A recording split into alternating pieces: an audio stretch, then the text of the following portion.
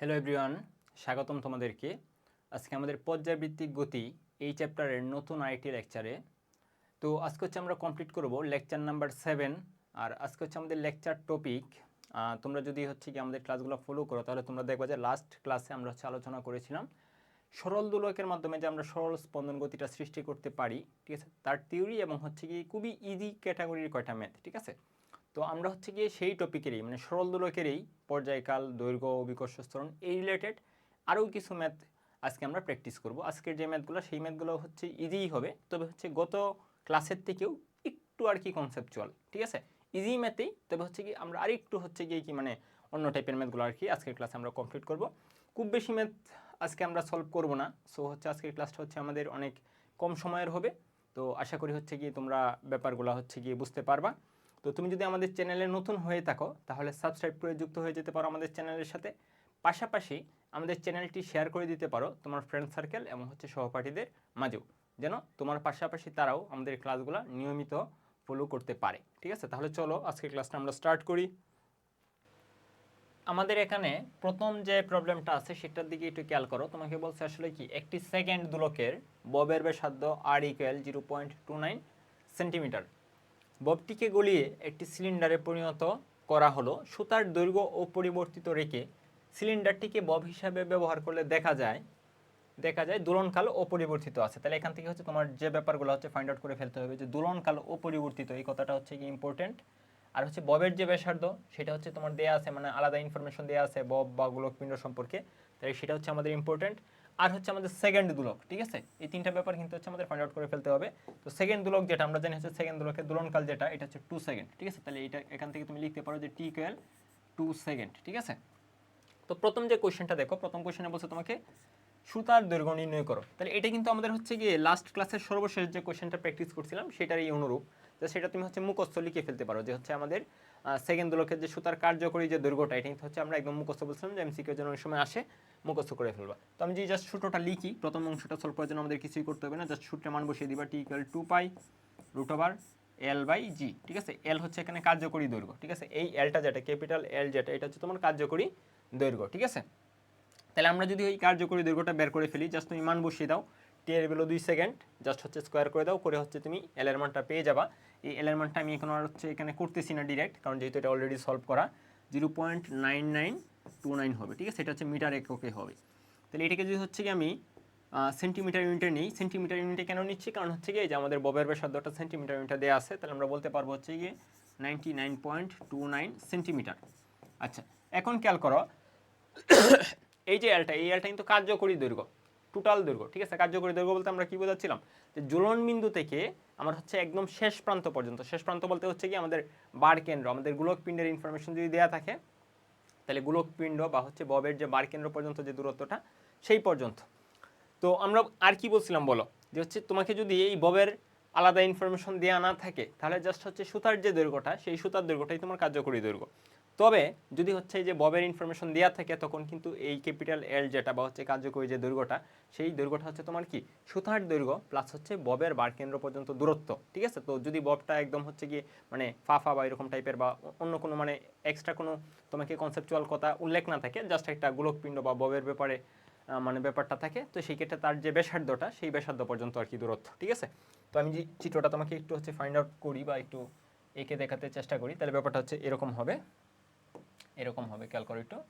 এই যে এরকম, এখান থেকে হচ্ছে আমরা একটা বব ঝুলিয়ে দিছি, এই যে এরকমভাবে আর কি আমরা একটা বব ঝুলিয়ে দিছি। তাহলে আমাদের দূরত্বটা হবে, এই যে আমাদের এইটা হচ্ছে সুতার দৈর্ঘ্য স্মল এল, আর এইটা এতটুকু যে এটা হচ্ছে তোমার ববের ব্যাসার্ধ মানে হচ্ছে আর। তাহলে আমরা এই ক্যাপিটাল এলটাকে এখন লিখতে পারি সুতার দৈর্ঘ্য প্লাস হচ্ছে তোমার আর, সুতার দৈর্ঘ্য প্লাস হচ্ছে তোমার ববের ব্যাসার্ধ মানে হচ্ছে আর, আমাদের বার কেন্দ্র পর্যন্ত যাওয়া লাগবে। তাহলে এই ঝুলন বিন্দু থেকে, যে ঝুলন বিন্দু থেকে যদি আমি বার কেন্দ্র পর্যন্ত যেতে চাই তাহলে কি কি লাগতেছে, এই যে এতটুকু অংশ হচ্ছে সুতার দৈর্ঘ্য, আর পরের যে অংশটা সেটা হচ্ছে তোমার কি ববের ব্যাসার্ধ, ঠিক আছে, বার কেন্দ্র, এটা হচ্ছে তোমার ববের বার কেন্দ্র। তাহলে বার কেন্দ্র পর্যন্ত আমাদের যেতে হবে, ঠিক আছে। ওকে, তাহলে হচ্ছে তোমাদের এল প্লাস আর সমান হচ্ছে গিয়ে 99.29 সেন্টিমিটার। তো আমি হচ্ছে গিয়ে এখন এই এল এর যে ভ্যালুটা তোমাকে বলছে সুতার দৈর্ঘ্যটা বের করার জন্য, তাহলে সুতার যে দৈর্ঘ্যটা এটা হচ্ছে আমরা লিখতে পারি, সুতরাং এল যেটা, এলটাকে আমরা লিখতে পারি 99.29 মাইনাস হচ্ছে আর, ঠিক আছে। আর আসলে কত, আর হচ্ছে তোমার 0.29, ঠিক আছে। তার মানে হচ্ছে তুমি 0.29 যদি বিয়োগ করে দাও তাহলে 99 সেন্টিমিটার, এটা হচ্ছে তোমার অ্যান্সার।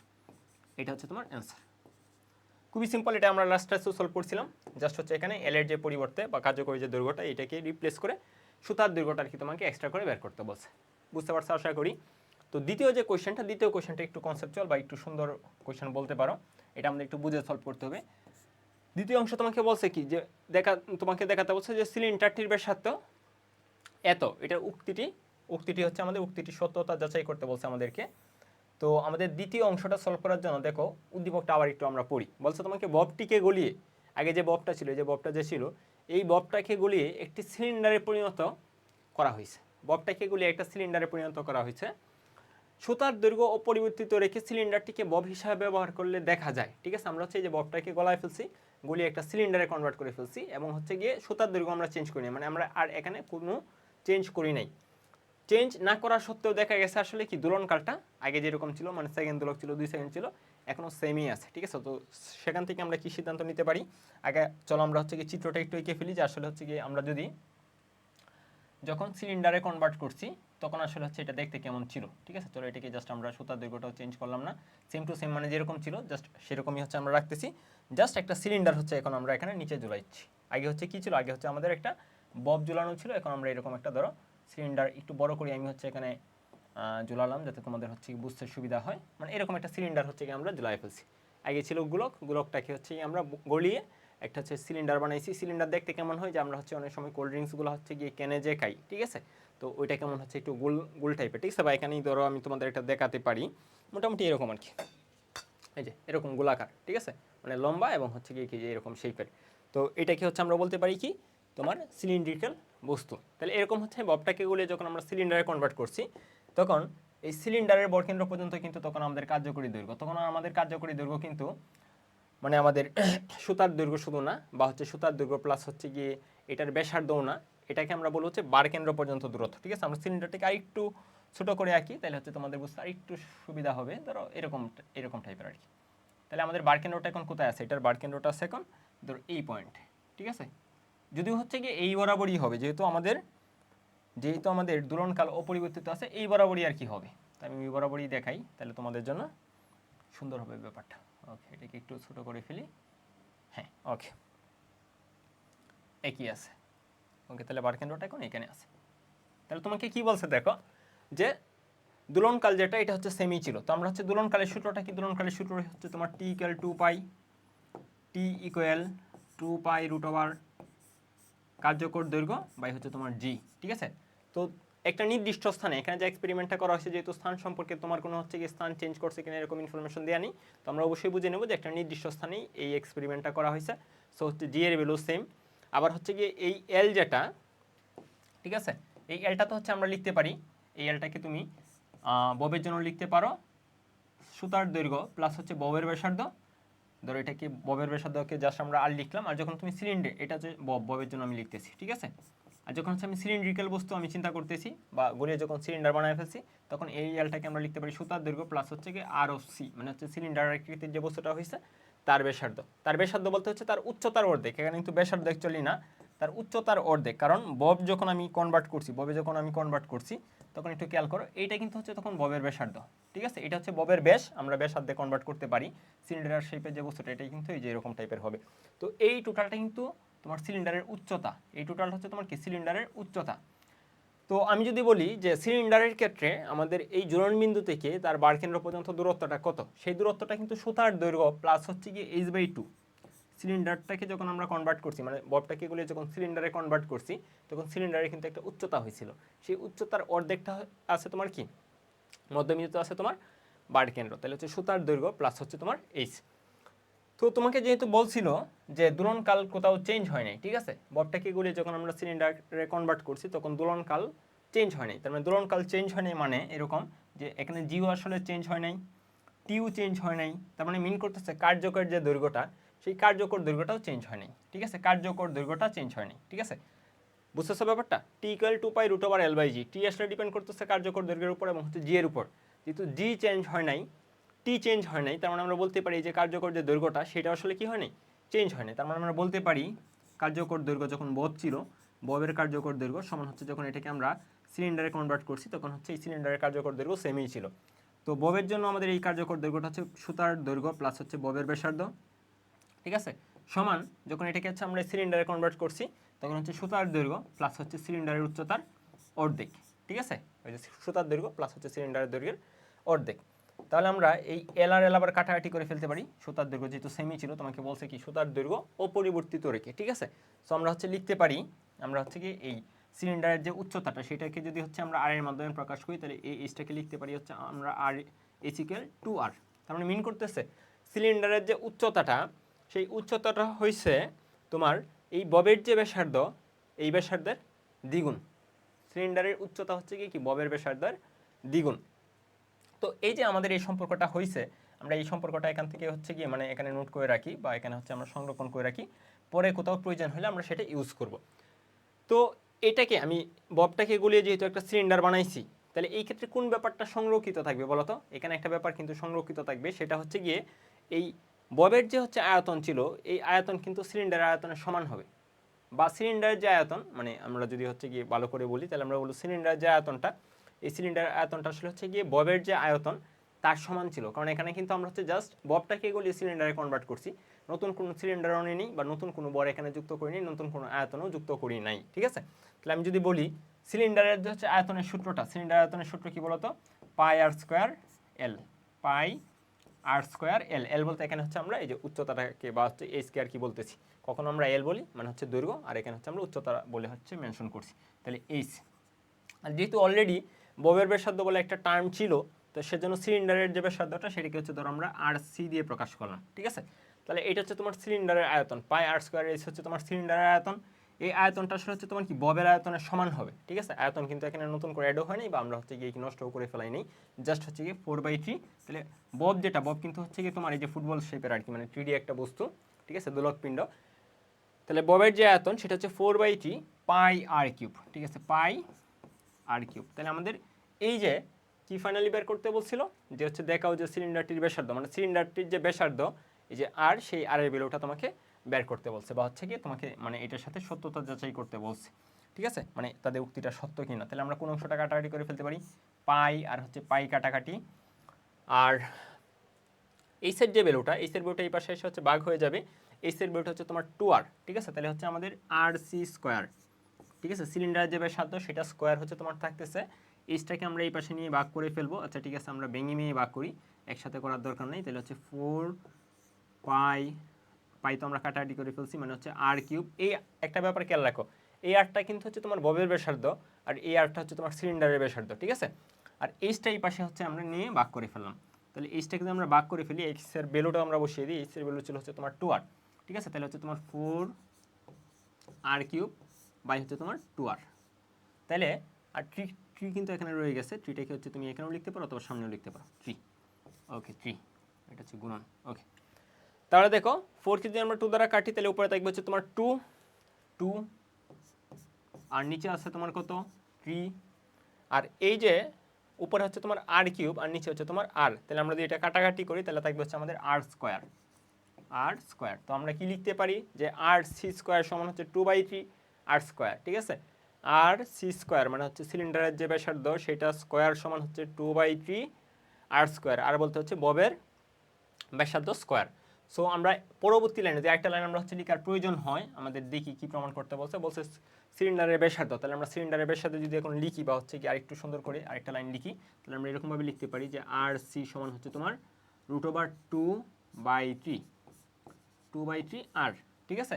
আর সি বলতে হচ্ছে তোমার সিলিন্ডারের ব্যাসার্ধ সমান হচ্ছে √2/3 আর, আর বলতে হচ্ছে ববের ব্যাসার্ধ। এটাই কিন্তু তোমাকে বলছিল যে এটা সমান হবে কিনা, মানে সিলিন্ডারটির ব্যাসার্ধ এত হবে কিনা এটা সত্যতা যাচাই করতে তোমাকে বলছিল। তো আমরা দেখতেছি আসলেই সেম জিনিসই হয়েছে, মানে ওদের যে সত্যতাটা মানে যে মন্তব্যটা বলছিল বা করছিল এটা হচ্ছে গিয়ে এখানে মিলে গেছে, ঠিক আছে, 2/3 আর। সো আমরা বলতে পারি যে তাদের উক্তিটি সঠিক, উক্তিটির সত্যতা যদি আমরা এখন যাচাই করি, হ্যাঁ তাদের উক্তিটি সত্য। তো আশা করি ব্যাপারটা বুঝতে পারছো, মানে ইজি কোয়েশনই ছিল কিন্তু মানে বলতে পারো তারপরে এখানে কিন্তু আমাদের কনসেপ্টটা একটু ভালো করে সুন্দর করে প্রয়োগ করার প্রয়োজন হয়েছে। আর আমাদের এখানে নতুন আরেকটা জিনিস সেট করা লাগছে, দেখো সিলিন্ডারের আয়তনের সূত্র জানা লাগছে, গোলকের আয়তনের সূত্র জানা লাগছে, তারপরে হচ্ছে তাদের আয়তনটা যে এখানে সংরক্ষিত সেই ব্যাপারটা জানা লাগছে, মানে একই সাথে আর কি এখানে বেশ কয়েকটা জিনিস আমাদের জানা লাগছে এই কোয়েশনটা সলভ করার জন্য। তো আশা করি তোমরা বুঝতে পারছো। তাহলে চলো আমরা পরবর্তী কোয়েশনে চলে যাই। এই কোয়েশ্চেনটা দেখো, এটা হচ্ছে খুবই চমৎকার একটা কোয়েশ্চেনটা চলো হচ্ছে আগে আমরা পড়ে ফেলি। আমরা দেখি যে কি তোমাকে হচ্ছে কি ইনফরমেশন দেওয়া আছে এবং কি তোমাকে বের করতে বলছে। তোমাকে বলছে 100 সেন্টিমিটার এবং হচ্ছে 101 সেন্টিমিটার দৈর্ঘ্যের দুটি সরল দোলকের আন্দোলন একই সময়ে শুরু হলে, মানে একই সময় দুইটা সরল দোলককে দুলকেতে দেওয়া হয়েছে, ঠিক আছে। কত সময় পরে, মানে একটা নির্দিষ্ট সময় পরে, এখানে একটা অবশ্যই একটা নির্দিষ্ট সময় পর, কত সময় পর হচ্ছে তোমাকে এই কথাটা বলতেছে এরকম যে দুইটা দোলকের জন্যই এই সময়টা হচ্ছে আসলে সেম। কত সময় পরে একটি দোলক অন্যটি অপেক্ষা একটি পূর্ণ দোলন বেশি সম্পন্ন করবে, ঠিক আছে। তাহলে খেয়াল করো, এখান থেকে হচ্ছে আমাদের যে ব্যাপারটা আগে বের করে ফেলতে হবে বা যে সিদ্ধান্তটা হচ্ছে আমাদের আগে নিয়ে নিতে হবে, সেটা হচ্ছে গিয়ে তুমি যদি পর্যায়কালের সূত্রটা একটু লিখো। পর্যায়কালের সূত্রটা আসলে কি বলতো, যে আমরা হচ্ছে একটু সংজ্ঞাটা একটু যদি দেখি, সংজ্ঞা থেকে কিন্তু আমরা সূত্রটা লিখে ফেলতে পারি। পর্যায়কাল মানে হচ্ছে গিয়ে একটি দোলক একক দুল দিতে যত সময়ের প্রয়োজন, ঠিক আছে, একক দুল দিতে, ঠিক আছে। তার মানে আমাদের যদি একটা দোলকে দুল কেটে দেই একটা নির্দিষ্ট সময়, র্যান্ডম একটা টাইম, ধরো টি সময় হচ্ছে আমি দুল কেটে দিচ্ছি, এই যে ধরো হচ্ছে এরকম টি সময় আমি হচ্ছে তাকে দুল কেটে দিছি, আর এই টি সময় সে মোট যতগুলো হচ্ছে গিয়ে পূর্ণ দোলন সম্পন্ন করছে, ধরো হচ্ছে এন সংখ্যক যদি পূর্ণ দোলন সম্পন্ন করে তাহলে ঠিক হচ্ছে আমরা লিখতে পারি পর্যায়কাল যেটা, এটা হচ্ছে গিয়ে এই র্যান্ডম সময় বা হচ্ছে র্যান্ডম দোলন সংখ্যা, ঠিক আছে। তাহলে আমাদের মোট সময় কত যাচ্ছে বলো তো। তো আমি যদি এটাকে একটু হচ্ছে গিয়ে এই টিটাকে এই পাশে নিয়ে আসি বা হচ্ছে আর একটু অন্যরকমভাবে লিখি বা বলি, এরকমভাবে আমরা বলতে পারবো যে একটা দোলকের পর্যায়কাল যদি হয় টি, আর তাকে যদি হচ্ছে আমি এন সংখ্যক দুলকেতে দেই, ঠিক আছে, তাহলে তার হচ্ছে টোটাল যে সময়টা লাগবে সেই টোটাল সময়টা হচ্ছে কি টি গুণন এন, ঠিক আছে। তো আমাদের এখানে যে দুইটা দোলক ছিল দুইটা দোলককে আমি হচ্ছে দুলকেতে দিছি এবং সেম সময় তাকে হচ্ছে পর্যবেক্ষণ করছি, দুইটাকে আমি হচ্ছে সেম পরিমাণ সময় দুল কেটে দিছি। প্রথমটা কি হচ্ছে কি আমি যে ধরো এই স্মলটি পরিমাণ সময় দুল কেটে দিছি, আর দ্বিতীয় যে দোলকটা, এই দ্বিতীয় দোলকটাকে আমি সেম পরিমাণ সময় কিন্তু দুল কেটে দিছি, ঠিক আছে।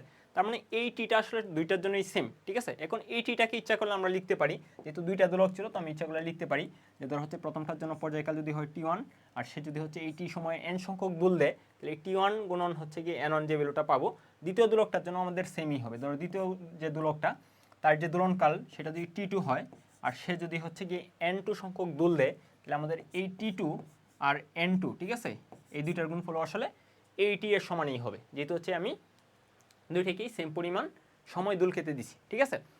এখন ঘটনা হচ্ছে কি আমাদের এইটি এর ভ্যালুটাই তোমাকে বের করতে বলছে হচ্ছে গিয়ে কত সময় পর একটি দোলক অন্যটি অপেক্ষা একটি পূর্ণদোল বেশি সম্পন্ন করবে। এখন এই যে আমরা টি1 n1 লিখছি, মানে মিন করতেছে হচ্ছে প্রথমটার পর্যায়কাল প্রথমটার পূর্ণদোল সংখ্যা, দ্বিতীয়টার পর্যায়কাল দ্বিতীয়টার পূর্ণদোল সংখ্যা। এখন এই ভ্যালুগুলোকে হচ্ছে আমরা কিভাবে কনসিডার করব, ঠিক আছে, বা হচ্ছে আমি যখন মানে এখানে কার টি এর মান বেশি বা কার এন এর মান বেশি, এটা হচ্ছে আমরা কিভাবে কম্পেয়ার করব বা কিভাবে রিপ্লেস করলে আমাদের হচ্ছে গিয়ে সংখ্যাটা বা হচ্ছে অ্যান্সারটা আমরা অতি সহজে মিলিয়ে ফেলতে পারবো। এটার জন্য আমাদের একটু কনসেপ্ট হচ্ছে আমাদের জানা থাকতে হবে। তাহলে চলো আমরা একটু কনসেপ্টটা দেখি যে কোন কনসেপ্টটা আমাদের একটু জানা থাকা লাগবে। তো আমরা জানি না আসলে এখানে কে পূর্ণদুল বেশি দিবে। তোমাকে বলছে কি যে একটি অপেক্ষা, ঠিক আছে, একটি দোলক অন্যটি অপেক্ষা, একটি দোলক অন্যটি অপেক্ষা একটি পূর্ণদোলন বেশি দিবে। তো আমাদের এটা কিন্তু অবশ্যই ঠিক করে লিখতে হবে যে কে আসলে এখানে পূর্ণদোলটা বেশি দিবে, মানে কে একটা দুল বেশি দিবে, এটা হচ্ছে কিন্তু আমাদের সঠিকভাবে লিখতে হবে। তাহলে এটা আমরা কিভাবে হচ্ছে লিখবো, দেখো টি ক্যাল আমরা জানি টি ক্যাল 2 pi root over L by জি। তাহলে আমাদের যে হচ্ছে দোলনকাল, এই দোলনকালটা কিন্তু দেখো তোমার দৈর্ঘ্যের বর্গমূলের সমানুপাতিক, ঠিক আছে।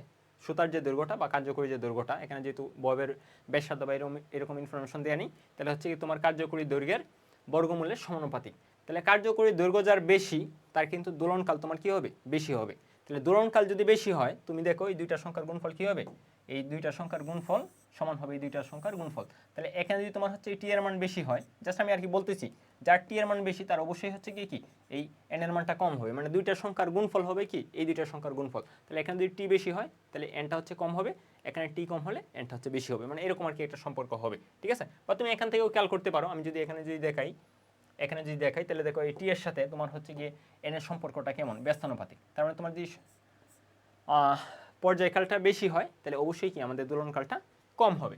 তাহলে এখন আমরা দেখব যে কার আসলে হচ্ছে এখানে তোমার পর্যায়কাল বেশি হবে। যেহেতু প্রথম দোলকের হচ্ছে তোমার সুতার দৈর্ঘ্য ছিল বা কার্যকরী দৈর্ঘ্য ছিল 100 সেন্টিমিটার, দ্বিতীয়টা ছিল 101 সেন্টিমিটার। তার মানে আমরা বলতে পারি দ্বিতীয় যে দোলকটা, এই দ্বিতীয় দোলকের হচ্ছে গিয়ে কি তোমার টি এর মানটা মানে পর্যায়কালটা বেশি, দ্বিতীয় দোলকের তোমার হচ্ছে গিয়ে কি পর্যায়কাল বেশি।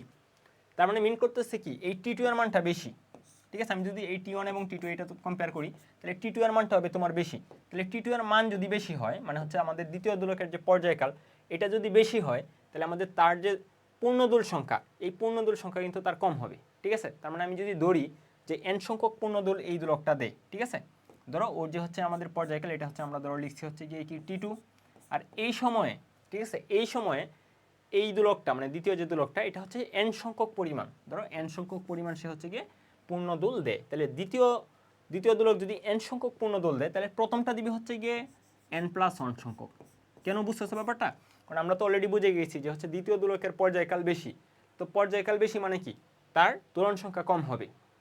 তো যেহেতু তাদের পার্থক্য হচ্ছে 1, মানে একটা দোলক কম দেয়, ঠিক আছে, একটা পূর্ণদোল একটা দোলক কম দেয়। আর আমি যদি বেশির কথা বলি তাহলে হচ্ছে ধরো একটা যদি n সংখ্যক দেয়, অন্যটা দিতেছে হচ্ছে গিয়ে একটা বেশি, ঠিক আছে। ইচ্ছে হলে মাইনাস ফর্মেটে আমরা লিখতে পারি, তো মাইনাস ফর্মেটে আমরা যাচ্ছি না, যে যেহেতু বলছে তোমাকে কি একটি দোলক অন্যটি অপেক্ষা একটি পূর্ণদোল বেশি দেয়, তাহলে ওর পর্যায়কাল T2, ঠিক আছে, এই পর্যায়কালটা বেশি।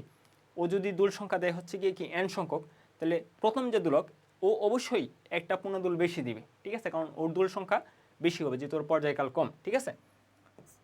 তাহলে আমাদের এর দোলন সংখ্যা হবে n+1, আর তার যে হচ্ছে পর্যায়কালটা হবে তোমার T1, ঠিক আছে। এখন আমাদের T1 এবং T2 এর বেরো তো দেওয়া নেই, আমাদের যে কাজটা করতে হবে এই যে সূত্র থেকে আমাদের একটু কম্পেয়ার করে ফেলতে হবে। আমরা যদি হচ্ছে গিয়ে T2 এবং T1 এর সম্পর্কটা বের করতে চাই, তাহলে যেহেতু এখানে আমরা অলরেডি কিছু ম্যাথ করে ফেলছিলাম, আমরা বলছিলাম হচ্ছে কি তুমি দুইটা সূত্র লিখে অনুপাত করে তুমি হচ্ছে T এর সাথে একটা L এর সম্পর্ক বের করতে পারবা।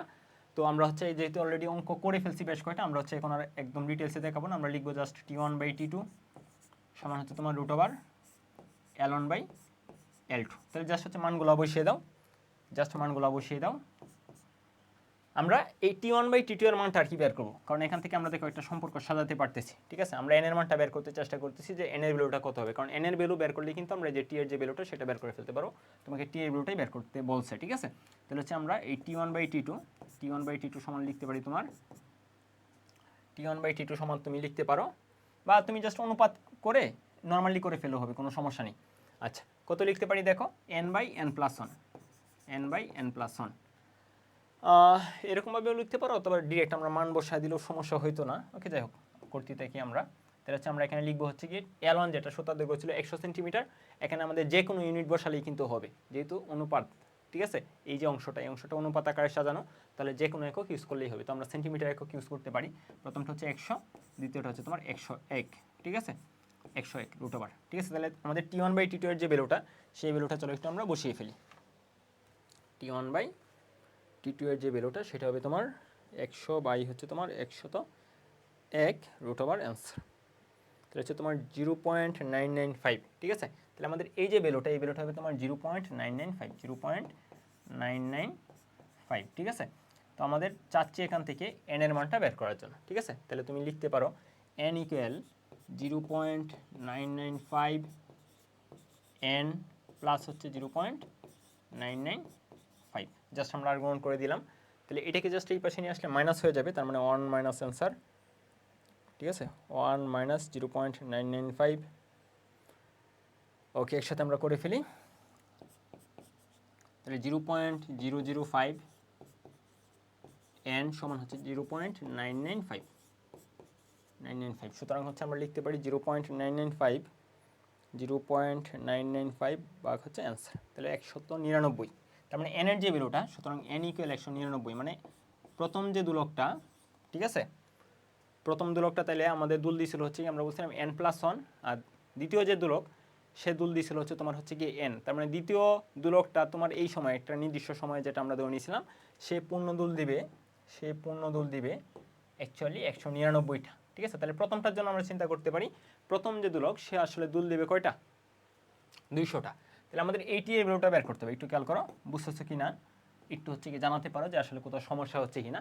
তাহলে আমাদের টি এর যে ভ্যালুটা, এই টি এর ভ্যালুটা বের করতে হবে, যে এই টি এর ভ্যালুটা তোমাকে বের করতে হবে। তাহলে এই টিটা অ্যাকচুয়ালি আমরা জাস্ট এখানে এখন মান বসিয়ে দিই, ঠিক আছে, অথবা পরবর্তী পেজে চলে যাই, নাহলে তোমাদের অগোছালো মনে হবে। তাহলে টি ইকুয়াল হচ্ছে তোমার n1, আমাদের এই টি যেটা, আমি প্রথমটা চিন্তা করি, ঠিক আছে, তাহলে হচ্ছে তোমার প্রথমটার পর্যায়কাল ইন্টু প্রথমটার যে হচ্ছে পূর্ণদোল, মানে n+1। এছাড়া তুমি দ্বিতীয়টা হচ্ছে গিয়ে কম্পেয়ার করতে পারতে, কোনো সমস্যা ছিল না। তাহলে প্রথম দোলকের হচ্ছে তোমার যে দোলনকাল সেটা হচ্ছে তোমার 2π এল, এল বলতে হচ্ছে তোমার কার্যকরী দৈর্ঘ্য 100 সেন্টিমিটার ছিল, তাহলে 100 সেন্টিমিটার মানে হচ্ছে 1 মিটার, মানে 1/g এর মানে হচ্ছে তোমার 9.8 ইন্টু n+1 মানে হচ্ছে তোমার 200, আমরা একসাথে মান বসিয়ে ফেললাম। এইটাই হচ্ছে তোমার টি এর ভ্যালুটা, মানে কত সময় তাদেরকে দুল খেতে আমরা হচ্ছে দিছিলাম সেই ভ্যালুটাই তোমাকে বের করতে বলছিল, সেটাই হচ্ছে আমরা বের করে ফেললাম। ঠিক আছে, তাহলে তুমি জাস্ট বসিয়ে দিতে পারো মানগুলা। 2 পাই ভাগ হচ্ছে তোমার √9.8 ইন্টু হচ্ছে তোমার 200, তাহলে তাদেরকে 401 সেকেন্ড, ঠিক আছে, 401 সেকেন্ড সময় তাদেরকে দুল খেতে দেওয়া হয়েছিল, 401 সেকেন্ড সময়। দেখো বুঝতে পারছো কিনা ব্যাপারটা, খুবই কিন্তু ইজি কোয়েশ্চেনটা। জাস্ট তোমাকে এই যে এই সম্পর্কটা যদি একটু নির্ণয় করে ফেলতে পারো তাহলেই তোমাদের কাজ শেষ। কত সময় পর একটি দুলক অন্যটি অপেক্ষায় একটি পূর্ণদুল বেশি সম্পন্ন করবে, তাহলে একটা নির্দিষ্ট সময় সংখ্যক, ঠিক আছে, একটা নির্দিষ্ট সময় পরিমাণ তাদেরকে আমরা দুল খেতে দিচ্ছি দুইটাকেই। তাহলে প্রথমটা যদি n1 পরিমাণ হচ্ছে গিয়ে দুল দেয় আর দ্বিতীয়টা যদি হচ্ছে গিয়ে n2 সংখ্যক দুল দেয়, ঠিক আছে, তার মানে আমরা লিখতে পারি t1 n1 সমান হচ্ছে t2 n2, আর এইটাই হচ্ছে তোমার কি এই টি, কারণ দুইটার জন্য আসলে কি এই টি এর ভ্যালুটা সমান। ওকে, তো হচ্ছে গিয়ে কার জন্য দুলন সংখ্যা একটা বেশি হবে সেটা আমরা কীভাবে ফাইন্ড আউট করবো, জাস্ট এই যে এই সমীকরণ থেকে আমরা একটু জাস্ট কম্পেয়ার করবো যে টি সমান হচ্ছে তোমার কি সমানুপাতিক √এল, তাহলে যার এল বেশি তার টি এর মান হবে বেশি, তাহলে টি এর মান যদি বেশি হয় তাহলে এন এর মানটা অবশ্যই কম হবে। তাহলে এখানে T2 যেটা হচ্ছে কি আমাদের দ্বিতীয় যে দুলক তার হচ্ছে সুতার দৈর্ঘ্য বেশি ছিল, তাহলে আমাদের ওর যদি হচ্ছে গিয়ে পর্যায়কাল T2 হয় তাহলে এই T2টা হচ্ছে বেশি, আর এই সময় সে যদি এন সংখ্যক, আমরা ধরে নিছি যে দ্বিতীয় যে দুলকটা সেটা হচ্ছে এন সংখ্যক পরিমাণ দুল দিছে, তাহলে এই এনটা কিন্তু কম, কারণ যেহেতু ওর পর্যায়কাল বেশি হয়ে গেছে ওর হচ্ছে গিয়ে দুলন সংখ্যা কম হবে, তাহলে ওর দুলন সংখ্যা হবে একটা বেশি, ঠিক আছে, ওর বেশি হবে যেহেতু তাহলে হচ্ছে কি একটা বেশি। আমরা যদি দেখতাম যে এটা কম তাহলে এই ক্ষেত্রে আমরা লিখতাম হচ্ছে n-1, যদি ওইটা হচ্ছে দুলন সংখ্যা বেশি দিত এটাকে ধরো যদি আমরা বাই চান্স 1 ধরে ফেলতাম, n ধরে ফেলতাম, তাহলে এটা হয়তো তোমার কি n-1, মানে নিজের মতো করে আর কি হচ্ছে তোমার সমীকরণটা সাজাতে হবে। তো সেখান থেকে হচ্ছে আমরা n এর মান বের করে ফেলছি, তোমরা আরও হচ্ছে গিয়ে শর্টকাটে বা আরও হচ্ছে গিয়ে দ্রুতও করতে পারো। তো আশা করি হচ্ছে কি যে এরকমভাবে আমরা হচ্ছে কি ধাপে ধাপে সলভ করি এই পর্যন্ত চলে যেতে পারবো। তাহলে চলো আমরা পরবর্তী কোয়েশনে চলে যাই, T1 এটা। ওকে, চলো তাহলে আমরা পরবর্তী কোয়েশনটা দেখি। আমাদের পরবর্তী কোয়েশনে বলছে যে তিনটি সরল দোলকের কার্যকরী দৈর্ঘ্য যথাক্রমে 40 সেন্টিমিটার, আমাদের তিনটা সরল দোলক আছে, প্রথমটার কার্যকরী দৈর্ঘ্য হচ্ছে তোমার একদম ডিরেক্ট কার্যকরী দৈর্ঘ্য যে আছে 40 সেন্টিমিটার, দ্বিতীয়টার হচ্ছে তোমার কি 160 সেন্টিমিটার, আর তৃতীয়টা হচ্ছে তোমার কি 360 সেন্টিমিটার। বলছে দোলক তিনটিকে একই সাথে টেনে ছেড়ে দেওয়া হলো, কতক্ষণ পর দোলকগুলো আবার একই দশায় মিলিত হবে, ঠিক আছে, একই দশায় মিলিত হবে। বলতে পারো হচ্ছে কি আমি একই জায়গায় একটা জায়গা থেকে টেনে ছেড়ে দিয়েছিলাম, সে হচ্ছে দুল খেতে, তার তিনটায় হচ্ছে দুল খেতে খেতে আবার সেম জায়গায় এসে মিলিত হবে, ঠিক আছে। আচ্ছা, তো এই টাইপের ম্যাথগুলো আমরা ছোটো ক্লাসে যখন হচ্ছে আমরা 6-7-এ পড়ছিলাম তখন কিন্তু আমরা হচ্ছে কি এই ক্যাটাগরির কিছু ম্যাথ সলভ করতাম, যে হচ্ছে একটা গাছ মানে একটা রাস্তায় ধরো কিছু সংখ্যক গাছ লাগানো, ধরো একটা প্রজাতির গাছ হচ্ছে কি ধরো 2 মিটার দূরে দূরে, অন্য একটা প্রজাতির গাছ হচ্ছে 3 মিটার দূরে দূরে, অন্য একটা প্রজাতির গাছ হচ্ছে 4 মিটার দূরে দূরে লাগানো। তাহলে কোন পয়েন্টে বা হচ্ছে কি শুরু থেকে কোন জায়গা পর্যন্ত গেলে আমরা হচ্ছে কি আবার সেম লাইনে একই ক্যাটাগরির মানে হচ্ছে কি তিনটা ধরনের গাছই আমরা হচ্ছে সেম লাইনে আবার পাবো, ঠিক আছে। তো সেম টাইপের কোয়েশ্চেনটা আর কি এখানে চলে আসছে। তো এই টাইপের ম্যাথগুলো করার জন্য আমরা লসাগু করতাম, আমি তোমাদের হচ্ছে একটু গ্রাফিক্যালি দেখাতে চেষ্টা করি। তো আমরা রাস্তায় এখান থেকে হচ্ছে গাছ লাগানো শুরু করছি, এই যে এই পয়েন্ট থেকে আমরা গাছ লাগানো শুরু করছি। এখন এক প্রজাতির গাছ মনে করে হচ্ছে আমরা 3 মিটার দূরে দূরে লাগাইছি, ঠিক আছে, 3 মিটার দূরে দূরে, ধরো এটা হচ্ছে 1 মিটার, এটা 2 মিটার, মানে এরকমভাবে হচ্ছে আমি ভাগ করলাম 3 মিটার, ধরো বা আরেকটু কম করে ভাগ করি 1 metre 2 metre 3 metre 4 metre 5 metre 6 metre 7 metre 8 metre, ঠিক আছে, এরকমভাবে হচ্ছে আমি 8 মিটার অংশ ভাগ করলাম। তো ধরো এ যে গাছ আমরা হচ্ছে 3 প্রজাতির গাছ লাগাইছি এ বি সি, ধরো আমাদের প্রথম প্রজাতির যে গাছটা এ প্রজাতির যে গাছ এটা হচ্ছে আমি 1 মিটার দূরে দূরে লাগাইছি, তার মানে এখানে একটা গাছ আছে, এখানেও একটা গাছ আছে, এখানেও একটা গাছ আছে, মানে প্রতি পয়েন্টে হচ্ছে একটা করে গাছ আছে, 8টা গাছ আছে। ধরো বি প্রজাতির যে গাছ এটা হচ্ছে আমি 2 মিটার দূরে দূরে লাগাইছি, তাহলে হচ্ছে এই যে 2 মিটার দূরে, তারপর হচ্ছে যে 4 মিটার আরেকটা আছে, তারপর 6 মিটার আরেকটা আছে, 8 মিটার আরেকটা আছে। আর সি প্রজাতির যে গাছ এটা হচ্ছে ধরো আমি 3 মিটার দূরে দূরে লাগাইছি, তার মানে হচ্ছে আমাদের এখানে একটা গাছ আছে 3, তারপরে 4 5 6 এখানে আরেকটা গাছ আছে। তো আমরা দেখো কোন লাইনে গিয়ে আসলে হচ্ছে আমরা কি পাইছি, আবার হচ্ছে গিয়ে তিনটা, মানে প্রথম যে পয়েন্ট ধরো এখান থেকে হচ্ছে আমরা লাগানোটা জাস্ট শুরু করছি, ধরো এখান থেকে হয়তো আমরা স্টার্ট করছিলাম, ঠিক আছে, এখান থেকে ধরো আমরা স্টার্ট করছিলাম, তারপর হচ্ছে একটা নির্দিষ্ট দূরে দূরে আমরা লাগানো আবার শুরু করছি, ঠিক আছে। তাহলে এখানে হয়তো তিনটা গাছ মানে ছিল, মানে এবিসি তিনটা গাছই একই লাইনে ছিল, তারপরে আবার হচ্ছে গিয়ে কি কোন পয়েন্টে এটা হচ্ছে 1 2 3 4 5 6, মানে 6 যেখানে লেখা, ঠিক আছে, 6 মিটার দূরে কিন্তু আবার হচ্ছে আমরা একই লাইনে আবার 3 প্রজাতির গাছই আমরা হচ্ছে পাচ্ছি, ঠিক আছে। তো এই ব্যাপারটাই আমরা ছোটোবেলায় সলভ করতাম লসাগুর মাধ্যমে। তো যখনই তোমাকে এরকম টাইপের কোয়েশন আসবে তখন কিন্তু আমরা হচ্ছে গিয়ে লসাগুর দ্বারস্থ হব, ঠিক আছে। তো তোমাকে বলছে একই সাথে টেনে ছেড়ে দেওয়া হলো কতক্ষণ পর দোলকগুলো আবার একই দশায় মিলিত হবে, মানে সেম টু সেম কোয়েশ্চেনটা, ঠিক আছে, মানে কত দূরত্ব পর তিনটা গাছ হচ্ছে আবার একই লাইন বরাবর থাকবে, ঠিক আছে।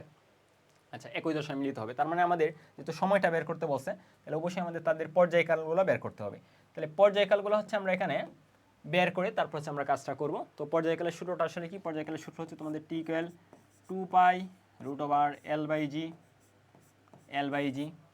তাই দেখো প্রথমটা যে দৈর্ঘ্য সেটা ছিল তোমার 40 সেন্টিমিটার, পরেরটা হচ্ছে 160 সেন্টিমিটার, পরেরটা দৈর্ঘ্য হচ্ছে তোমার 360 সেন্টিমিটার। তার মানে আমি যদি এই দৈর্ঘ্যের অনুপাতগুলো একটু করি, ঠিক আছে, দৈর্ঘ্যের অনুপাত করলে আমাদের প্রথমটা দৈর্ঘ্যটা যদি এলন আমরা চিন্তা করি, বা হচ্ছে প্রথমটার যে দোলকের দোলনকাল যে আমি হচ্ছে কি জাস্ট ওই এলনের সাথে আর কি আমরা জাস্ট কম্পেয়ার করতেছি, তাহলে প্রথমটার যে হচ্ছে দোলনকাল সেটা হচ্ছে যদি টি1 হয়, টি1 যদি হয় প্রথমটা যে দোলনকাল, এই দোলনকালটা যদি টি1 হয়, আমরা জাস্ট হচ্ছে কি টি ইকুয়াল 2π√Ln/g আর কি, প্রথমটার জন্য যে 40 জাস্ট হচ্ছে এলন বসিয়ে আমি হচ্ছে যে ভ্যালুটা পাবো, আমরা এখানে ভ্যালুটা নির্ণয় করতেছি না আর কি, যে ভ্যালুটা পাবো এটা হচ্ছে ধরো টি1।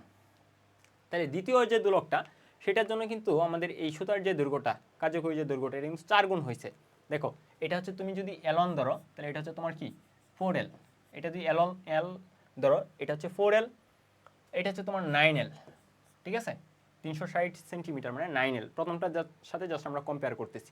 তাহলে পর্যায়কাল যেটা এটা হচ্ছে তোমার কার্যকরী দৈর্ঘ্যের বর্গমূলের সমানুপাতিক। তাহলে দ্বিতীয় যে দোলক তার হচ্ছে তোমার কি সুতার দৈর্ঘ্য হচ্ছে 4 গুণ, তাহলে দ্বিতীয় যে দোলকটা সেটার হচ্ছে তোমার পর্যায়কাল হবে 2t1, ঠিক আছে। টি2 যেটা এটা হচ্ছে তোমার কি 2t1, এটাকে আমি টি2 লিখলাম, এটা হচ্ছে আমাদের জাস্ট টি1, ওকে। আর তৃতীয়টা যেহেতু হচ্ছে এই সুতার দৈর্ঘ্য 9 গুণ, তাহলে হচ্ছে বর্গমূলের ব্যস্তানুপাত অনুসারে হবে তোমার কি 3t1, এটা হচ্ছে তোমার টি3। তাহলে দেখো আমরা মাত্র যে হচ্ছে এক্সাম্পলটা দিচ্ছি এটা সংখ্যাগত ভ্যালুটা হচ্ছে এটার সাথে মিলে গেছে, বলছিলাম 1 মিটার 2 মিটার এবং 3 মিটার দূরে, তাহলে এখানে হচ্ছে সেম ঘটনা, যে হচ্ছে আমাদের প্রথমটা টি1, পরেরটা হচ্ছে 2t1, পরেরটা হচ্ছে তোমার 3t1। তো আমি এই তিনটা সংখ্যা যদি লসাগু করি তাহলে লসাগু করলে যে ভ্যালুটা পাবো এত সময় পর, ঠিক আছে, এত সময় পর তিনটা হচ্ছে আবার একই দশায় থাকবে। তাহলে আমি কার হচ্ছে লসাগু করব, যে হচ্ছে এখানে আছে এটার সহগ হচ্ছে 1, তাহলে 1 2 এবং 3 এই তিনটা সংখ্যার লসাগু হচ্ছে আমরা করব, ঠিক আছে। তাহলে আমরা যদি বলি 1 2 এবং 3 এর লসাগু কত হবে, তো এটা লসাগু হবে অ্যাকচুয়ালি 6, ঠিক আছে, লসাগু হচ্ছে তোমার 6, বা এখানে আমরা দেখো গ্রাফিক্যালি কিন্তু দেখে ফেলছিলাম যে এটা 6, তো এটা আসলে হচ্ছে এরকমভাবে না দেখালেও হবে, তাহলে লসাগু হচ্ছে তোমার 6, মানে আমাদের জাস্ট টি1 টি2 এবং টি3 প্রত্যেকটা পর্যায়কালকে একটা নির্দিষ্ট টি এর মাধ্যমে প্রকাশ করব, করার পর আমরা হচ্ছে গিয়ে সেগুলো লসাগু করে ফেলবো। লসাগু করলে আমরা পাচ্ছি সংখ্যাটা যেটা 6, তো আমরা বলবো যে 6t1 সময় পর, ঠিক আছে, সুতরাং 6t1 সময় পর, সুতরাং আমরা বলতে পারি 6t1 সময় পর তারা আবার হচ্ছে একই দশায় মিলিত হবে, একই দশায়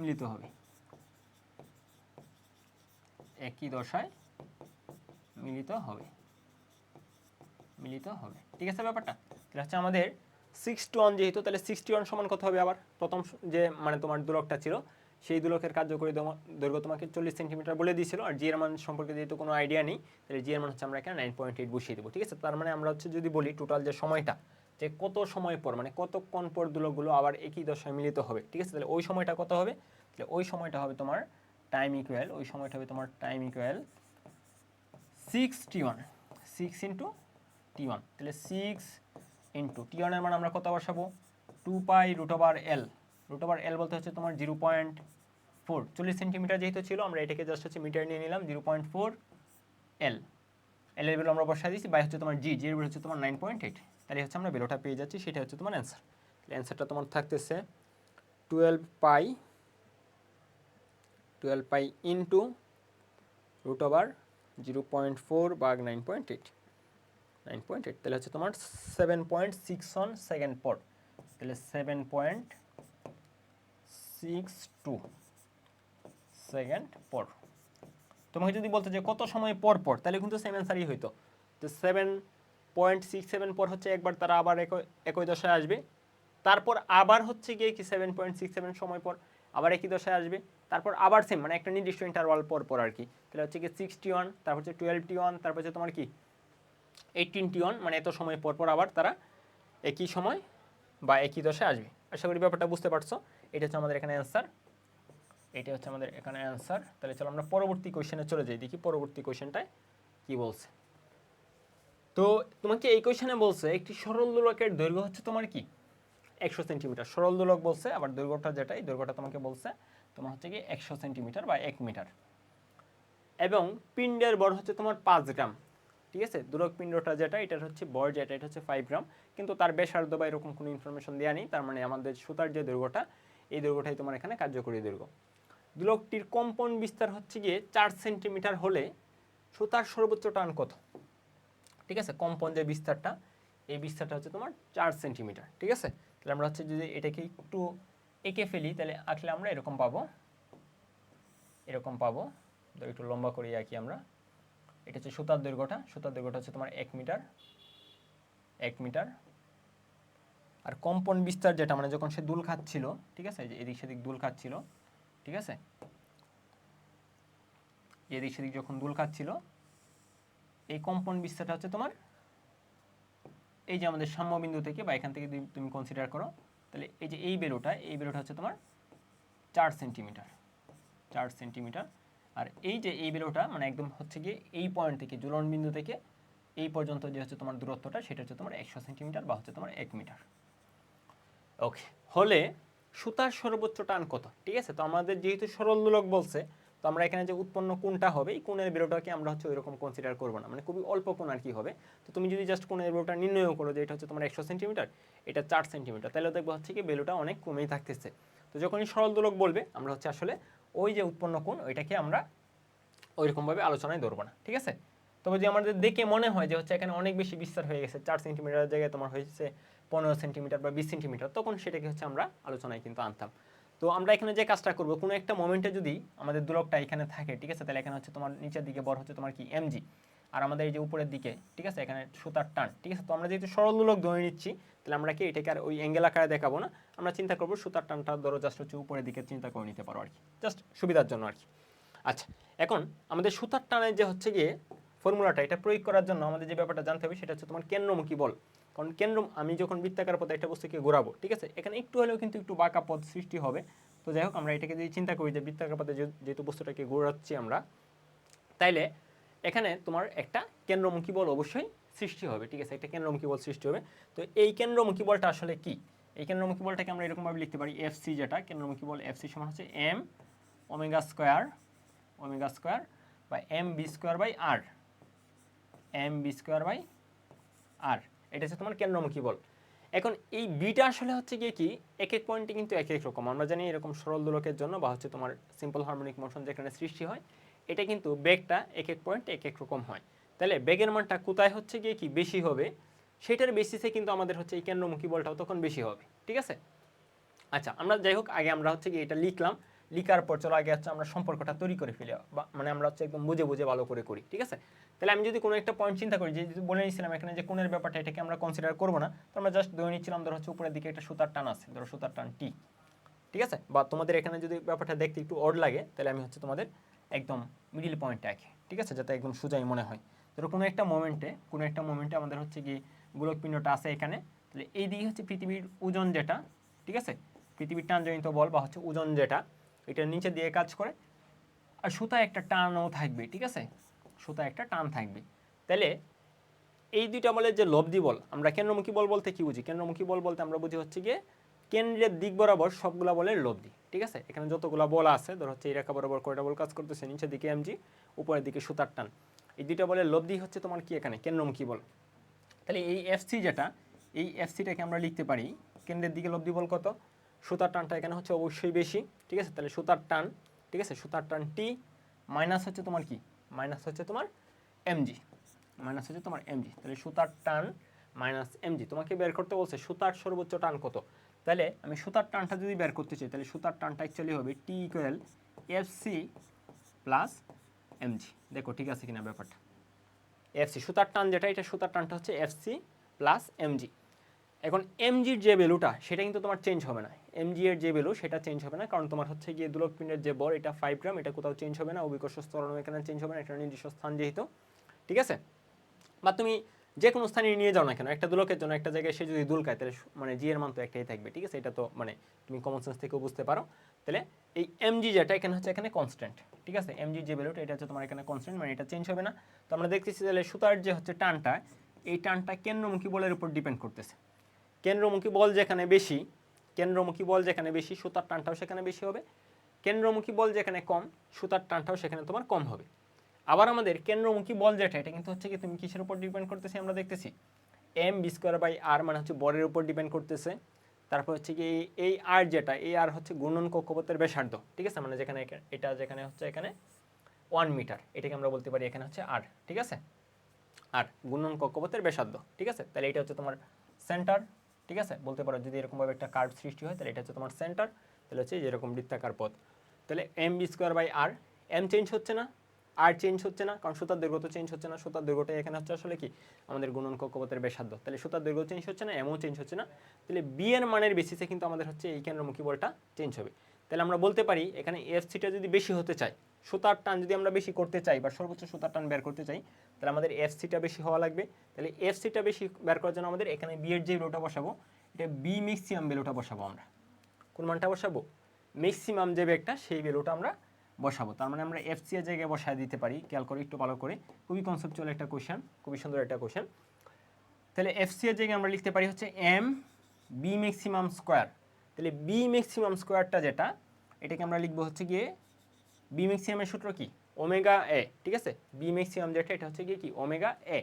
তাহলে যেহেতু বি ম্যাক্সিমাম স্কোয়ার, তাহলে আমরা লিখবো হচ্ছে কি ওমেগা স্কোয়ার, তারপর হচ্ছে এ স্কোয়ার, এ হচ্ছে কিন্তু এখানে বিস্তার, ঠিক আছে, আর নিচে আর যেটা এই যে আর, আরটাকে আমরা লিখবো হচ্ছে গিয়ে কি যে গুণন কক্ষপথের ব্যাসার্ধ, যেটাকে হচ্ছে আমরা এখানে এল বলছিলাম, সুতার যে দৈর্ঘ্যটা, ঠিক আছে, সুতার দৈর্ঘ্য, ঠিক আছে। তাহলে আমরা নিচে লিখবো হচ্ছে তোমার এল, ওকে। এ হচ্ছে বিস্তার, আর এই এল যেটা, এল কিন্তু হচ্ছে তোমার সুতার দৈর্ঘ্য, দুটো কিন্তু দুই রকম, ঠিক আছে, ওকে। প্লাস হচ্ছে তোমার এমজি, তাহলে এমজি এমজির মতোই রাখি এখানে আমরা।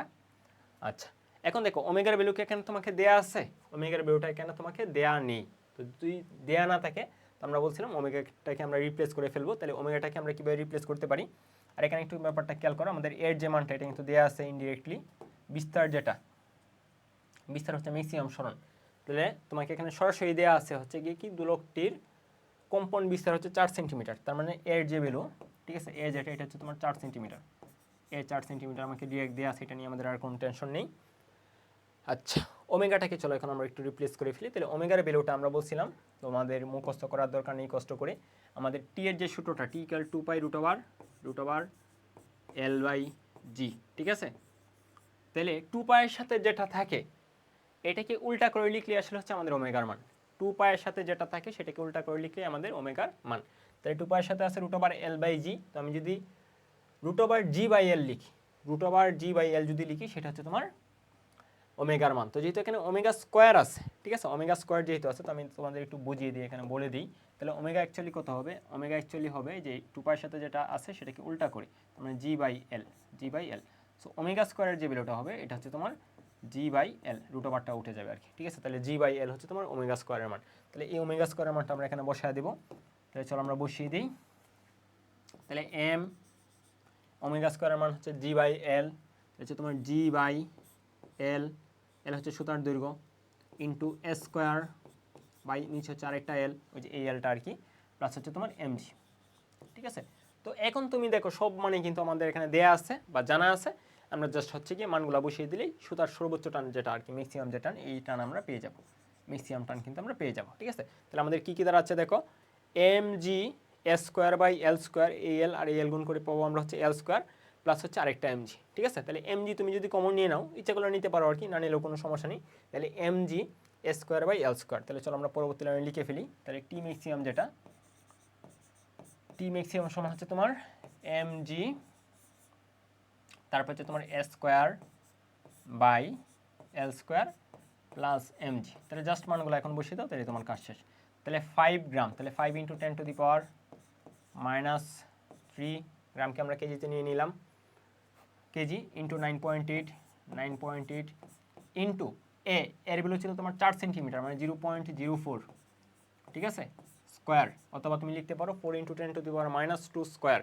আর এল সুতার দৈর্ঘ্য ছিল হচ্ছে তোমার 1 মিটার, ঠিক আছে, তাহলে মানে 100 সেন্টিমিটার দেওয়া ছিল, আমরা মুখে মুখে বলে ফেলতে পারি 1 মিটার। তো এটাকে জাস্ট 1 স্কোয়ার লিখতেও পারো, না লিখলেও কোনো সমস্যা নেই, যেহেতু 1ই থাকবে, প্লাস হচ্ছে আবার এমজিটাকে ইচ্ছা করলে আমরা কমন নিয়ে নিতে পারতাম, কারণ যেহেতু দুই জায়গায় আসলে সেম ভ্যালু। ওকে, তাহলে 5 × 10⁻, আবার হচ্ছে বসিয়ে ফেলো 10⁻³ × 9.8। তো এটা হচ্ছে তোমার কাজ, ঠিক আছে। এখন এটাকে ক্যালকুলেশন করলে তোমাদের অ্যান্সার হয়ে গেল। তো এটা কি অ্যান্সারটা বের করে দেবো নাকি হচ্ছে তোমরা বাদবাকিটা করতে পারবা, কোনো সমস্যা হওয়ার কথা না। আচ্ছা, তারপরে আমি একটু সলভ করে দিই। তাই তুমি লিখতে পারো 0.04 স্কোয়ার প্লাস 1 ইন্টু 5 × 10⁻³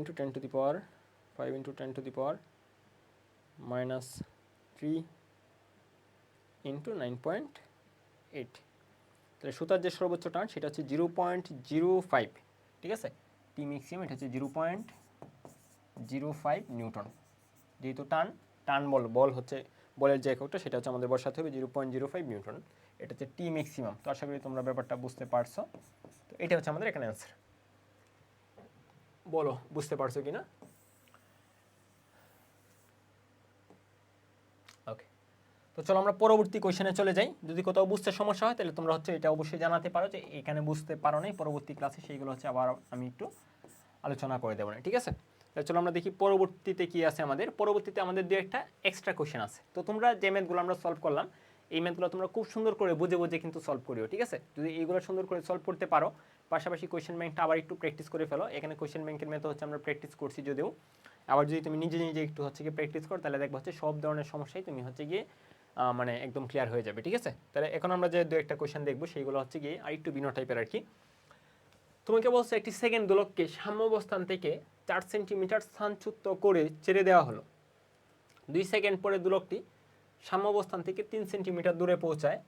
আরও 2 সেকেন্ড পরে দোলকটির অবস্থান কি হবে, ঠিক আছে। তাহলে সেকেন্ড দোলক, তার মানে তার দোলনকাল যেটা, এটা হচ্ছে তোমার 2 সেকেন্ড। তো তোমাকে কি বলছে দেখো, যে 2 সেকেন্ড পরে মানে একটা পূর্ণ দোল দেওয়ার পরে 2 সেকেন্ড পর, শুরুতে হচ্ছে গিয়ে তার বিস্তারটা ছিল 4 সেকেন্ড। তো 2 সেকেন্ড পরে তার আমরা দেখতেছি বিস্তারটা কত, 2 সেকেন্ড পর তার বিস্তারটা হচ্ছে তোমার 3 সেন্টিমিটার। মানে একটা পূর্ণ দুল দেওয়ার পর তার হচ্ছে গিয়ে কি বিস্তারটা কমে 3 সেন্টিমিটার হয়ে গেছে। আমরা কোনো একটা আলোচনায় পড়ছিলাম বা আলোচনা করছিলাম, আমি বলছিলাম যে তোমার এরকম দোলকগুলোর জন্য কোনো কারণে যদি বিস্তারটা এদিক সেদিকেও হয়, তারপরে আসলে হচ্ছে দোলনকাল চেঞ্জ হয় না, দোলনকালটা সেমই থাকে, ঠিক আছে। তাহলে একটা পূর্ণ দুল দিছে, দেওয়ার পর তার বিস্তার হয়েছে 3 সেন্টিমিটার, কিন্তু তার দোলনকাল কিন্তু চেঞ্জ হয় না, দোলনকাল কিন্তু 2 সেকেন্ডই আছে। তো বলছে আরও 2 সেকেন্ড পরে, ঠিক আছে, মানে আরেকটা পূর্ণ দুল দেওয়ার পরে দোলকটির অবস্থান কোথায় হবে। তো খেয়াল করো, শুরুতে বিস্তার ছিল 4 সেন্টিমিটার, পরে বিস্তার হয়ে গেছে কত, 3 সেন্টিমিটার। তাহলে পরে অবশ্যই কি আর একটু কমার কথা। তো আমরা এই টাইপের যে ম্যাথগুলো, আমরা যদি এটাকে বলি, ঘটনাটাকে যদি আমরা হচ্ছে একটা ইকুয়েশন ফরম্যাটে চিন্তা করতে চেষ্টা করি, তাহলে আমরা এটাকে এরকমভাবে বলতে পারি যে হচ্ছে তার যে মানে বিস্তারটা কমে যাচ্ছিল ধীরে ধীরে, দেখো বিস্তারটা কিন্তু ধীরে ধীরে কমে যাচ্ছিল, তার যে কোনো মানে কমে যাওয়ার বা হ্রাস পাওয়ার যে হারটা, এটা হারটা আসলে হচ্ছে গিয়ে কি তোমার কম্পাউন্ডের সমানুপাতে চেঞ্জ হয়। মানে হচ্ছে গিয়ে যদি এটা একদম হচ্ছে গিয়ে জাস্ট সমানুপাতিক না, এটা পাওয়ার আকারেও, মানে হচ্ছে আমি জাস্ট তোমাদের সূত্রটা লিখে দিচ্ছি। ধরো হচ্ছে এটা আমাদের আলোচনায় ওইরকম নেই, জাস্ট হচ্ছে তোমরা এক্সট্রা করে মানে পড়ে ফেলতে পারো, ঠিক আছে।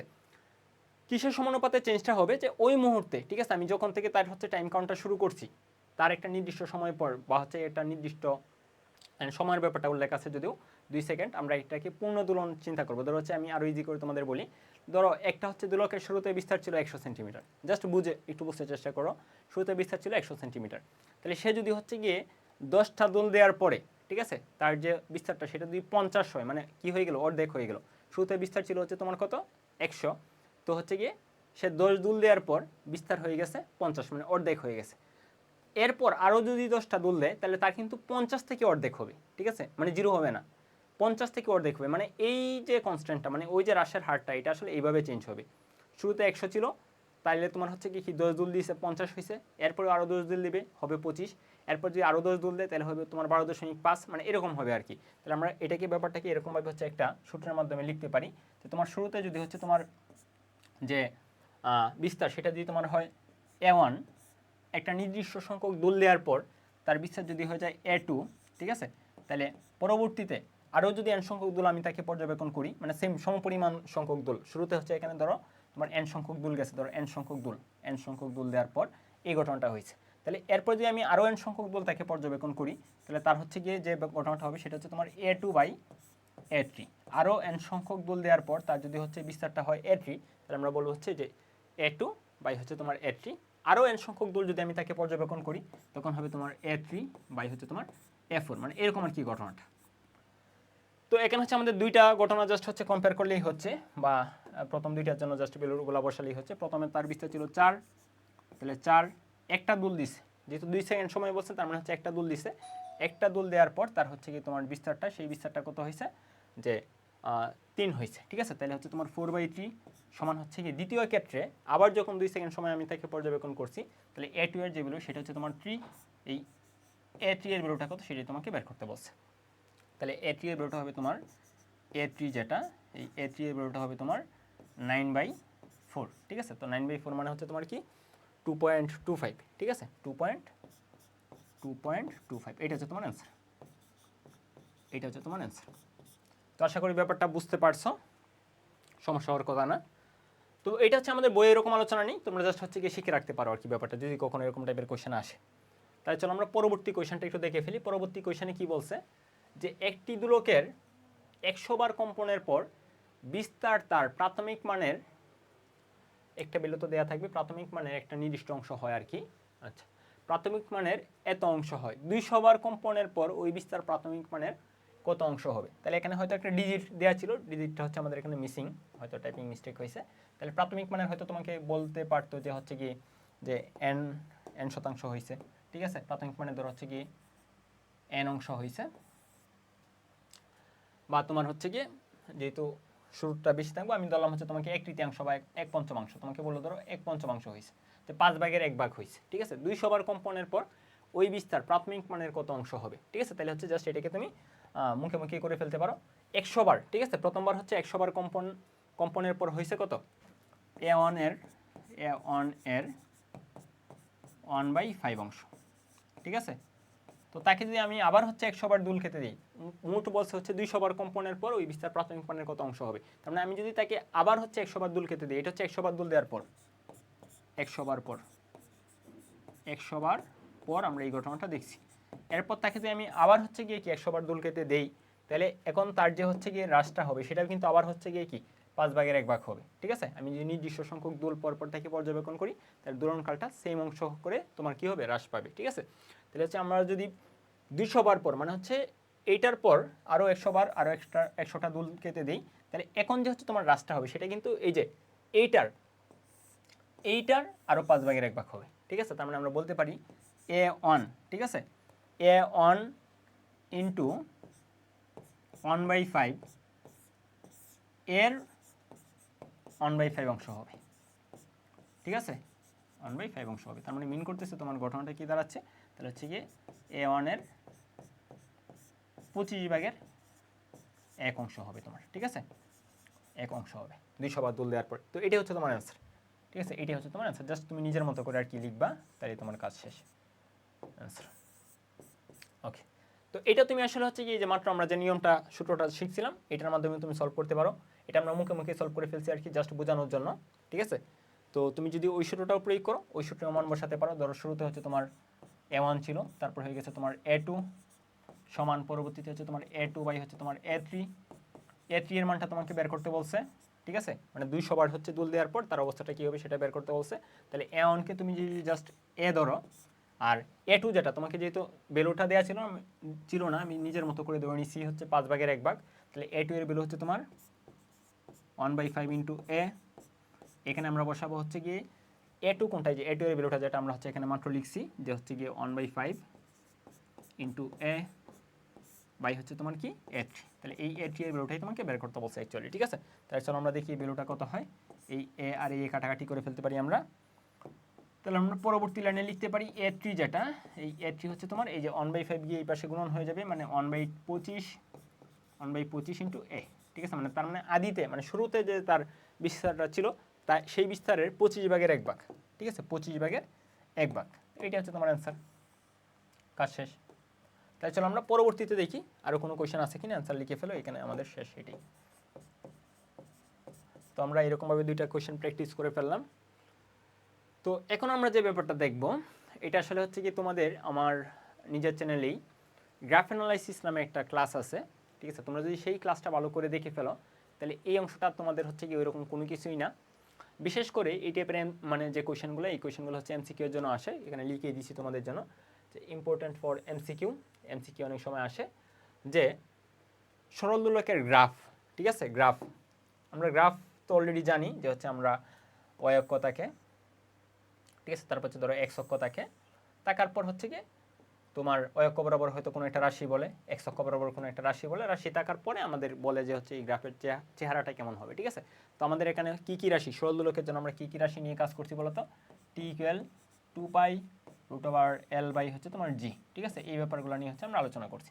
তা তোমাকে বলতে পারে যে টি এর সাথে হচ্ছে কি √L এর কেমন সম্পর্ক বা গ্রাফটা কেমন হবে, বা আমরা যদি একটু স্কোয়ার করে দিই তাহলে টি স্কোয়ার এবং হচ্ছে এল, এটার গ্রাফটা দেখতে হচ্ছে তোমার কেমন হবে। তাহলে ধরো তোমাকে কোনো একটা কোয়েশ্চেন এরকম বলতে পারে যে ওয়াই অক্ষ বরাবর আছে হচ্ছে তোমার টি স্কোয়ার আর এক্স অক্ষ বরাবর আছে ধরো হচ্ছে তোমার এল, তাহলে সেই গ্রাফটা আমাদের দেখতে কেমন হবে সেই কোয়েশ্চেনটা তোমাকে বললো। তো গ্রাফ আঁকার জন্য যে বেসিক্যালি মানে একদম ফান্ডামেন্টাল যে নিয়মটা, আমরা যখন হচ্ছে গ্রাফ আঁকতে চেষ্টা করব তখন আমাদের মেইন যে থিমটা সেটা হচ্ছে আমরা সূত্রটা লিখে ফেলবো। সূত্র লিখার পরে, ঠিক আছে, সূত্র লিখার পরে ওয়াই অক্ষ বরাবর যেটা আছে সেটাকে হচ্ছে আমরা ওয়াই দ্বারা রিপ্লেস করে দেবো, এক্স অক্ষ বরাবর যেটা সেটা আছে সেটাকে হচ্ছে আমরা এক্স দ্বারা রিপ্লেস করে দেবো। দেওয়ার পর আমরা হচ্ছে গিয়ে এক্স ওয়াই সম্বলিত একটা রাশি পেতে চেষ্টা করব। তাহলে দেখো আমাদের ওয়াই অক্ষ বরাবর আছে হচ্ছে টি স্কোয়ার, তো এই যে সূত্রটা, এই সূত্রে কিন্তু টি স্কোয়ার নেই, তো তুমি ইচ্ছা করলে নিজের মতো করে একটু সূত্রটাকে মডিফাই করে ফেলতে পারো, মানে তুমি ইচ্ছা করলে টি স্কোয়ার লিখে ফেলতে পারো। তাহলে টি স্কোয়ার সমান হবে তোমার 4π² এল বাই জি, ঠিক আছে? তাহলে এখন আমি টি স্কোয়ারকে লিখতে পারি ওয়াই, যেহেতু ওয়াই অক্ষ বরাবর টি স্কোয়ার ছিল, তাহলে আমাদের ওয়াই সমান হবে যেগুলো তোমার কনস্ট্যান্ট, মানে যেগুলো আসলে হচ্ছে কি এখানে দেয়া নেই এক্স অক্ষ বরাবর ওয়াই অক্ষ বরাবর দেয়া নেই, সেগুলোকে আমরা কনস্ট্যান্ট চিন্তা করব। তাহলে 4π² এটা হচ্ছে আমাদের ফুলটা কনস্ট্যান্ট, 4π² যেটা এটা হচ্ছে তোমার কনস্ট্যান্ট। আর হচ্ছে তোমার কি এল, যেটা এক্স অক্ষ বরাবর ছিল এল, তাহলে এলটাকে রিপ্লেস করে আমরা বসাই দিব হচ্ছে গিয়ে এক্স, ঠিক আছে? তার মানে আমরা এখানে পাচ্ছি ওয়াই ইকুয়াল কে এক্স বা ওয়াই ইকুয়াল এম এক্স, মানে আমরা ইচ্ছা করলে এটাকে ওয়াই ইকুয়াল এম এক্সও লিখতে পারি, ওয়াই ইকুয়াল এম এক্সও আমরা লিখতে পারি। তাহলে আমাদের এই যে রেখাটা, এই রেখাটা আসলে মূলবিন্দু আমি সরল রেখার সমীকরণকে তোমাকে রিপ্রেজেন্ট করতেছে, ঠিক আছে? তো তুমি জাস্ট এই স্টেপগুলো ফলো করবা, ফলো করার পর কখনো তুমি মূলবিন্দুকে আমি সরল রেখা পাবা, কখনো হচ্ছে কি মূলবিন্দু ছাড়া পাবা, কখনো কার্ভ লাইন পাবা, মানে এক এক সময় আর কি এক একটা পাবা। তাহলে আমি যদি বলি এটার মানে গ্রাফটা দেখতে কেমন হবে, এটার গ্রাফটা তোমার দেখতে হবে যে এরকম, ঠিক আছে? জাস্ট এই যেরকমভাবে মূলবিন্দু আমি একটা সরলরেখা তুমি পেয়ে যাচ্ছ, ঠিক আছে? আর এটার ডালটাও কিন্তু আমাদের জানা আছে, ঠিক আছে? তুমি যদি এখানে কনস্ট্যান্টের মানটা আমি চিন্তা করি তাহলে এই কনস্ট্যান্টের মানটা কত, 4π² ঠিক আছে? তাহলে তুমি কিন্তু এখানে ডালের ভ্যালু পাবা, ইচ্ছা করলে ওই ডাল সহ কোণের মান সহ কিন্তু তুমি এখানে আসলে কাউন্ট করে ফেলতে পারো, ঠিক আছে? ওকে, তাহলে আশা করি ব্যাপারটা বুঝতে পারছো। তো তোমাকে যদি বলতো জাস্ট হচ্ছে টি বনাম এল, ঠিক আছে? টি বনাম এল কেমন হতো গ্রাফটা, তাহলে সেক্ষেত্রে আমরা টি এর মানটা বসাতাম হচ্ছে তোমার কি ওয়াই, তাহলে ওয়াই সমান আমরা তখন পাইতাম তোমাকে যদি টি সমান বনাম, এটা একটু বলে দিই আর একটা মানে কোয়েশ্চেন আমরা প্র্যাকটিস করে ফেলি। তাহলে তোমাকে যদি বলতো টি বনাম এল এরটা কেমন হইতো, তাহলে টি ইকুয়াল তোমার হচ্ছে টি ইকুয়াল 2π√L/g, আবার হচ্ছে আমরা সূত্রটা লিখতাম √L/g, ঠিক আছে? তো যেহেতু এলটা আমার √এর ভিতর আছে, ইচ্ছা করলে আমরা একটু মডিফাই করে ফেলতে পারি। টি স্কোয়ার সমান হচ্ছে তোমার 4π² ইন্টু এল। তাহলে টি বনাম এল যেহেতু বলছে, মানে আমাদের ওয়াই অক্ষ বরাবর হচ্ছে টি, আমরা চলো একটু লিখে ফেলি, ওয়াই অক্ষ বরাবর হচ্ছে তোমার টি, এক্স অক্ষ বরাবর হচ্ছে তোমার এল, ঠিক আছে? তাহলে টি এল, তাহলে টিকে আমরা হচ্ছে রিপ্লেস করে বসিয়ে দেব ওয়াই, ঠিক আছে? তাহলে আমাদের হবে ওয়াই স্কোয়ার সমান এই পড়াটা হচ্ছে তোমার কনস্ট্যান্ট, তাহলে কে এক্স অক্ষ বরাবর যেহেতু ছিল এল, তাহলে হচ্ছে আমরা লিখতে পারি এক্স, ঠিক আছে? এলকে রিপ্লেস করে আমরা হচ্ছে এক্স বসাই দিচ্ছি, তাহলে ওয়াই স্কোয়ার সমান হচ্ছে গিয়ে কি কে এক্স হয়েছে।